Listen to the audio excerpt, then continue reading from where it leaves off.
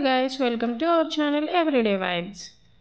So అటుకుల ఉప్మా అనేది ఎలా చేసుకోవాలి చూద్దాం. ఫస్ట్ అటుకులు తీసుకొని వాటర్లో సోక్ చేసుకోవాలి, ఎక్కువ కాదు, ఒక 2 minutes. నెక్స్ట్ ఇంగ్రీడియంట్స్ అన్నీ మనం ప్రిపేర్గా రెడీ చేసుకొని పెట్టుకోవాలి. అటుకులు డ్రై అవుతాయి కదా, సో ప్రాసెస్ అనేది చూద్దాం. ఫస్ట్ ప్యాన్ పెట్టుకొని ఆయిల్ హీట్ అయిన తర్వాత పల్లీలు వేయించుకోవాలి. సో ఆయిల్లో కాబట్టి పల్లీలు కొంచెం త్వరగానే ఫ్రై అయిపోతాయి. లైట్ బ్రౌనిష్ షేడ్ వచ్చేలా చూసుకోండి, ఎక్కువ ఫ్రై అయినా బాగోదు. సో పల్లీలు అవుతున్నాయి, సో క్యాష్యూస్ కూడా యాడ్ చేసుకున్నాను నేను. సో క్యాష్యూస్ కూడా ఫ్రై అయిన తర్వాత చూడండి లైట్ షేడ్ వస్తుంది. ఆ షేడ్ వచ్చేసరికి అవి నేను సెపరేట్ వేరే ప్లేట్లోకి తీసేసుకొని నెక్స్ట్ పోపుల్లోని ఫ్రై చేసుకుంటున్నాను. పోపులకి కావాల్సినవి ఆవాలు, జీలకర్ర అండ్ పోపులు తెలిసిందే కదా. సో మిర్చీస్ అనేది ఇంకా కారం వేయం కదా, సో ఆ మిర్చి టేస్టే ఉంటుంది. మనం తినే స్పైస్ బట్టి మిర్చీస్ యాడ్ చేసుకోవచ్చు, మిర్చి అండ్ ఎండుమిర్చి కూడా. సో అవి కూడా ఫ్రై అయ్యాక ఫ్రై చేసుకోవాలి.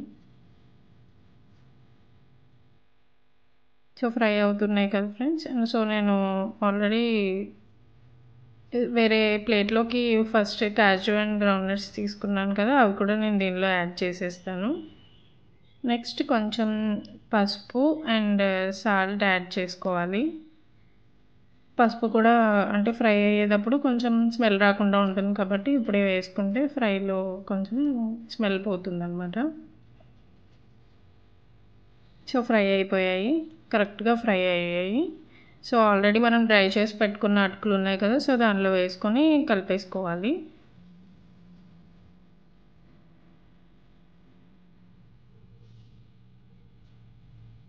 సో కొరియాండర్ యాడ్ చేసుకొని అలానే లెమన్ కూడా యాడ్ చేసుకోవాలి. చాలా ఈజీ మెథడ్, నాకైతే ఫేవరెట్ డిష్ ఇది. వెయిట్ లాస్కి కూడా బాగా యూజ్ అవుతుంది. లెమన్ యాడ్ చేసుకుంటే టేస్ట్ చాలా బాగుంటుంది. బ్రేక్ఫాస్ట్లో అది కూడా కిడ్స్కి అది కూడా పెట్టచ్చు, చాలా బాగుంటుంది. హెల్దీ ఫుడ్ కూడా. సో మాదైతే రెడీ అయిపోయింది, మీరు కూడా ట్రై చేసి ఎట్లా వచ్చింది అనేది కామెంట్ సెక్షన్లో చెప్పండి.